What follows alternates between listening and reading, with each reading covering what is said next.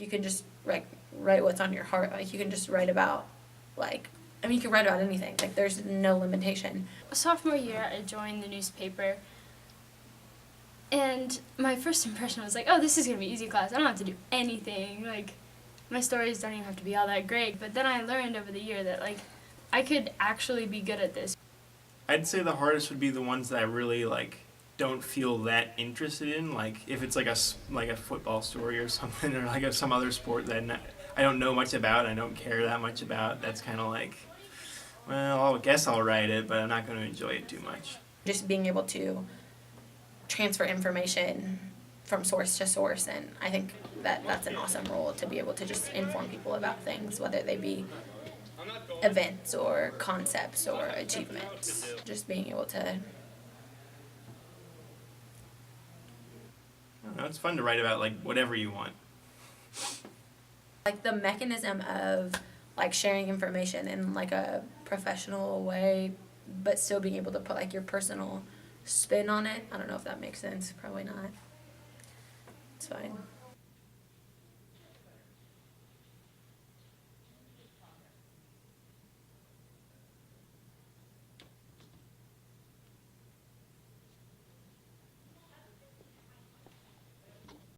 I mean, there's structure because we know what we have to do and when we have to do it, but not sometimes. It's kind of free-spirited, kind of do your own thing.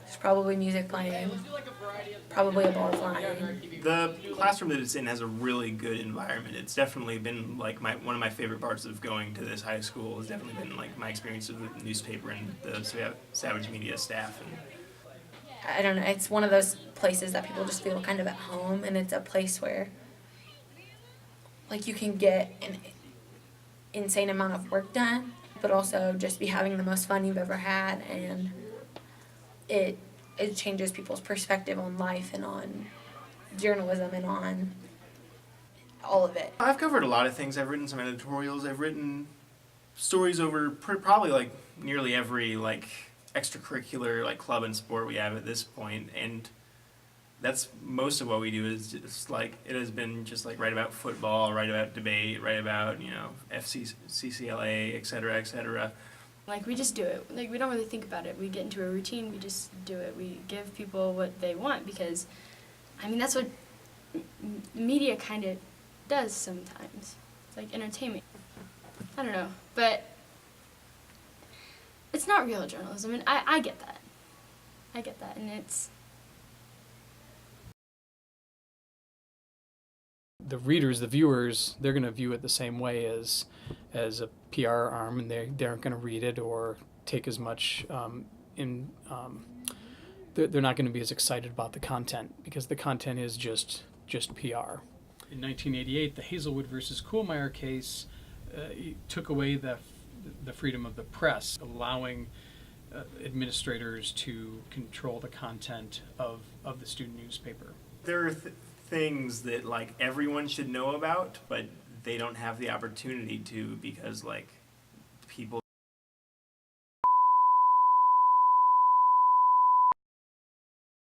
It's been discouraging at times that we have these great ideas that just constantly get shut down. A lot of the things that we aren't allowed to write about, that they censor us from writing about, are things that a lot of community members don't.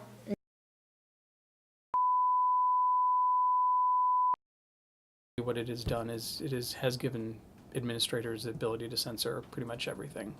The Hazelwood decision has turned high school journalism into flag football because there isn't that contact. There's not the passion on the part of the journalists. There's not the viewers in the stands who are interested in watching and reading that product. We get looks all the time, like, why would you be selling me this? Why would I read it? And honestly, okay, we try to make the paper we give to our students more entertaining because we know that they already know who's doing well in all of the events and like debate and band.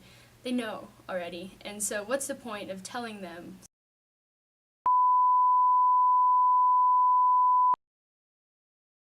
There's some administrators that view the school newspaper as a public relations arm for the school. They're of course naturally concerned with the image of their school in the community, And so they don't want things to appear that might call into question anything at the school or highlight controversy. They just want a positive message. I think it would be great if that role could expand to discuss things that aren't happening in the school that we wish were, or discuss problems that, occur within the school, or inform people about stuff that isn't necessarily cookie cutter. And that's what's happening, I think, at a lot of high school newspapers is these students don't even try to write these stories because they know it's going to be censored anyway. That self-censorship, to me, is almost as bad, almost as scary, almost as damaging as the actual censorship. And so that's a bad thing. That's a very bad thing. If I were in that position, I might do the same thing. I might okay, you need to make us look good so we can get good things for you guys. It's totally understandable. But I do, selfishly, I would love to just say, oh, we deserve the right? Maybe there's a line, maybe there's not, but there's at least some sort of right of the community members and of the taxpayers to know what's going on in the district that they fund and the district that they send their students to and the people who they entrust the lives of their loved ones to.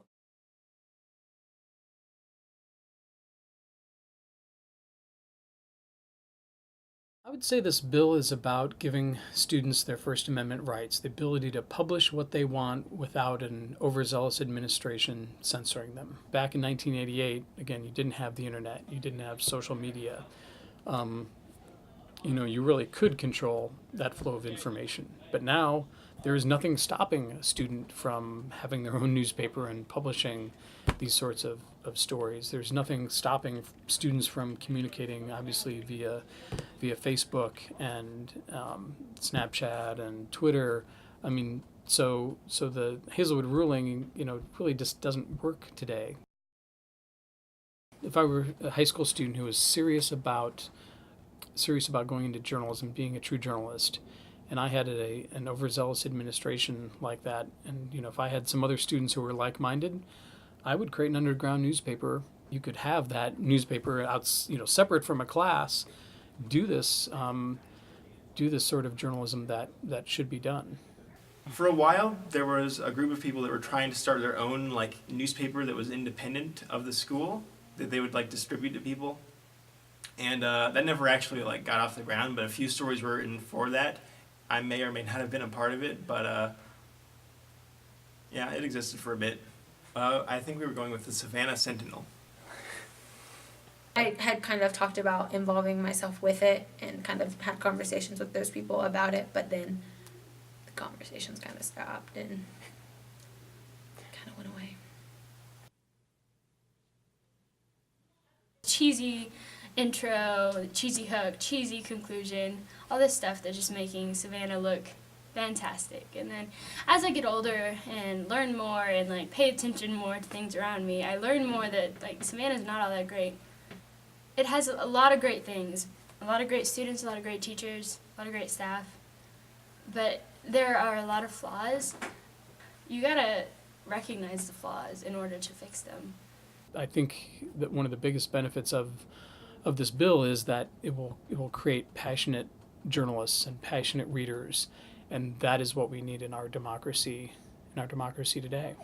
There are problems at the school, and I think it's important that those problems are that people know about those problems so we can talk about them and we can try to find a solution to those problems and understand them instead of just hiding them or pretending they're not even there. What's happening to us right now as high schoolers is super impactful and super formative of how we are in a year or 2 or 10. And so things like the New Voices legislation and things that are happening to people in high school, whether it be in journalism or in anything else, I think are important, and I think that's something that maybe gets a little bit overshadowed. If that makes sense, like I've said every other time. Yeah. Awesome.